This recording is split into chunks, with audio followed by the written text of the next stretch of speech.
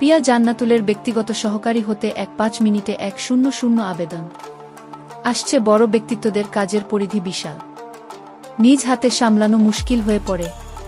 প্রয়োজন হয় ব্যক্তিগত সহকারীর। দেশের শোবিজ অঙ্গনও এর বাইরে নয়। প্রায় কম বেশি সব তারকাদেরই 2-1 জন করে সহকারীর প্রয়োজন পড়ে।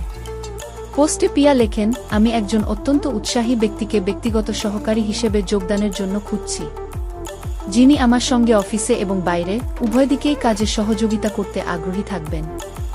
তবে আপনাকে অবশ্যই নমনীয় হতে হবে এবং কাজ সম্পর্কিত আমার সাথে ভ্রমণের জন্য প্রস্তুত থাকতে হবে। সেখানে নিজের ইমেইল অ্যাড্রেসটিও যোগ করে দেন পিয়া।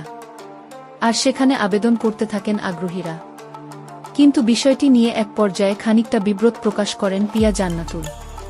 কারণ সেই পোস্টে চাকরি প্রত্যাশীদের আগ্রহ ছিল তুলনামূলক বেশি। পিয়ার দাবি, অনেকে বেশি উৎসাহ প্রকাশ করছেন, যা অপ্রয়োজনীয়। তাদের উদ্দেশ্যে বিনীত অনুরোধও রাখেন পিয়া। পিয়া মন্তব্য ঘরে লেখেন, অনুগ্রহ করে আপনার কাজের বিবরণটি বুঝুন। আপনি যদি ঢাকা বা দেশের বাইরে থাকেন তাহলে আবেদন পাঠাবেন না। 5-15 মিনিটে 100 আবেদন পেয়েছি। দয়া করে আপনার ও আমার উভয়েরই সময় নষ্ট করবেন না। অনুরাগীদের কাছে পিয়া জান্নাতুল নামেই বেশি পরিচিত তিনি। 16 বছর বয়স থেকেই যুক্ত মডেলিংয়ে। বলে রাখা ভালো, বছর খানিক আগে এক মুচকি হাসিতে নেটিজেনদের নজর কেড়েছিলেন পিয়া জান্নাতুল। তখন থেকে রাতারাতি ন্যাশনাল ক্রাশ হয়ে ওঠেন পিয়া। মূলত ভাইরাল সেই ভিডিওতে মুখ থেকে খানিক লাজুক অবস্থায় পিয়াকে হাসতে দেখা যায়। এ সময় তার পরনে ছিল না তেমন কোনো আকর্ষণীয় পোশাক, ছিলেন তার দাপ্তরিক পোশাক, কালো গাউনেই।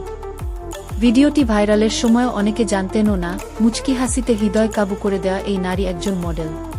সকল প্রকার বিনোদন, সকল খবর আপডেট পেতে আমাদের ইউটিউব চ্যানেল এবং ফেসবুক পেজ বিশ্ব বাংলার তথ্য সাথেই থাকুন। ধন্যবাদ।